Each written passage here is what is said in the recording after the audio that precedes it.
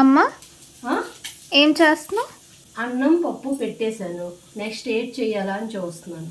ఉడియాల టమాటా చేయొచ్చు కదా, చాలా రోజులైంది చేసి. సరే చేస్తాను.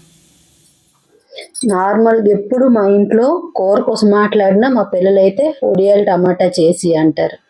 యాక్చువల్గా ఎక్కువ సార్లు తింటే ఒక కూర మీద వెక్స్ అవుతారు అంటారు, కానీ మా పిల్లలు మాత్రం ఈ కూర మీద ఎప్పుడూ వెక్స్ అవరు. దానికి కారణం మా అత్తయ్య గారు.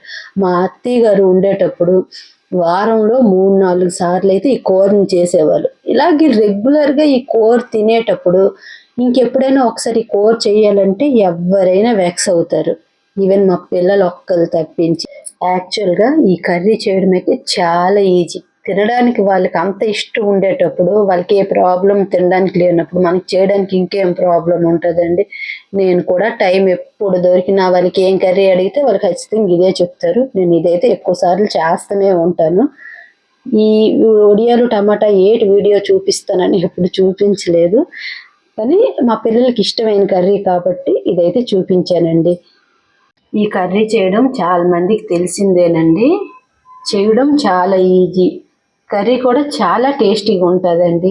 ఇదైతే ఒకసారి ట్రై చేయండి. నా కర్రీ అయితే రెడీ అయిపోయింది. చిన్ను, కర్రీ రెడీ అయిపోయింది, లంచ్ పెట్టినా? ఓకే అమ్మా.